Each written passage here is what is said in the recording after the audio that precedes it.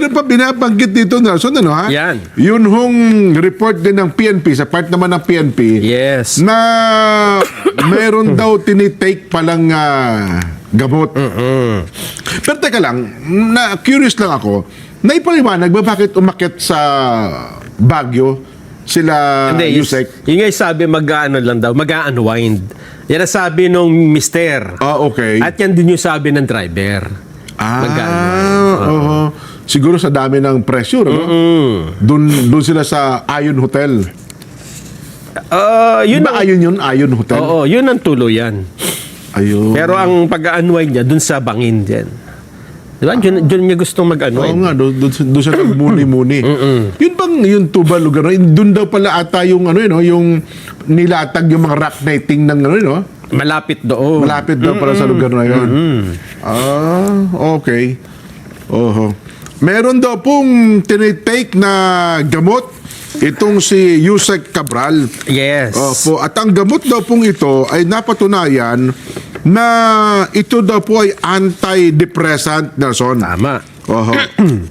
So hinala po nila na ito po'y tinitake ni Yusek Cabral para labanan yung kanyang naranasang depression. Pero ito dyan, ano yan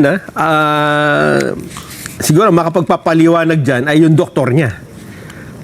Bagay. Kasi ito, nire-reseta yan eh. Oho. Yung citalopram. Hindi mo basta-basta mabibili ba yan kung wala kang Hindi, reseta dapat may reseta yan. Oho. Kasi may mga side effects ito. Pwede kang ganon. mahilo, pwede kang... Maraming mga side effects. Kung hindi ka... kung hindi talaga Walang para sa'yo. reseta. Oo, Okay. oo. So ano itong ipinakikita natin, yun yung police report ba yun? Oo, ito yung forensic report, lab test, Okay. lab result. At dyan, Jen, tinignan ko yan, i-stop mo dyan sa ABC na yan. Ayan, stop mo Nakita yan. ko nga, pinost mo yan. Oo, kasi tinignan ko kanina. 3 specimen ang tinignan nila. Yung letter A, ito yung galing sa tiyan. Pakikita yun kung anong galing sa tiyan. Okay. Yung letter B, ihe. Ihe. One, test tube with red Yes. screw cap. Okay. Urine. Yung letter C, yung vitreous, yan pala ay likido galing sa mata.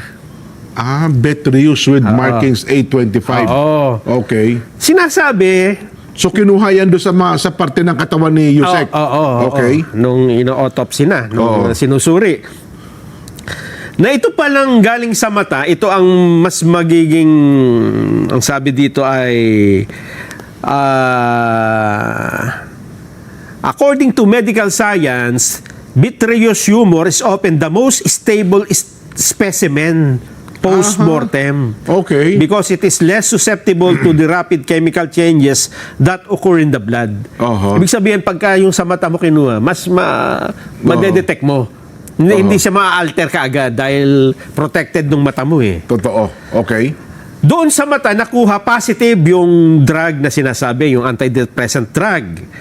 Sa urine, positive din. So talagang tinitake niya pala yun. Ang ibig sabihin daw niyan ay nagsisirculate yung gamot sa buo niya ng katawan. Sa buong katawan ni Yusek. Okay. Ibig sabihin, bago pa sila pumunta doon, na-take na yung... Dati, maaaring sabihin, regular siyang umiinom nun. Hindi naman regular. Maring on that day, Ay, uminom or na kahit siya. noon pa. Ito ang importante, yung specimen A dyan. Specimen A. Oo, yung sa tiyan galing. Plastic container with blue screw, cap labeled stomach, content with markings, etc. etc. Yes. Yan. 3 ml na brownish semi-solid material. Okay. Ang yung ang findings brownish na yan, yun? tinan mo sa baba, yung findings. Specimen A, for further analysis.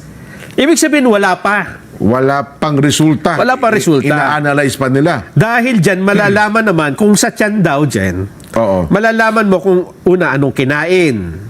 Pangalawa, anong oras kumain. Doon. Pati oras. Okay. Pangatlo, malalaman mo kung may overdose ng gamot. Kasi okay. yung sa mata at saka yung sa ihi, malalaman lang yung Nag-ano sa dugo niya. may presence Oo, ng tama. drug. Mhm. Pero kung gaano yan karami, pwedeng maging clue yung sa tiyan kasi makikita kung may mga, di ba yung gamot, may mga binders. Tama. Malalaman kung gaano karaming nandun, yung hindi pa natunaw eh. Oho. At yung iba pang, pagka may high concentration of undissolved substance at pill binder, ay magiging dahilan para sabing na-overdose o mas madami kaysa sa kailangan na magiging dahilan para mahilo nga yung tao Oho. at maaksidente at kung ano-ano pa. At maaari din naman na may inilagay sa pagkain na naging dahilan. So, makikita rin doon. Makikita kaya Makikita pa rin. importante yung yung laman ng tiyan na sinusuri pa hanggang ngayon. So, may posibilidad pala na may plano pa rin silang bumalik dyan, ano? Kasi nandun pa yung mga gamot na iwanan, yung mga gamit ni Yusek, eh. Di ba? Iniwan yung mga gamit. Oo, di ba? Doon yung gamot niya, tapos ng ganyan. So, may posibilidad kung hindi nagganap yung pagpapakamatay. So, may plano pa silang bumalik dyan sa hotel. Ayun nga. Okay. Kaya makikita mo dyan, halimbawa lang talaga na plano niya talagang tumalon doon. Oo.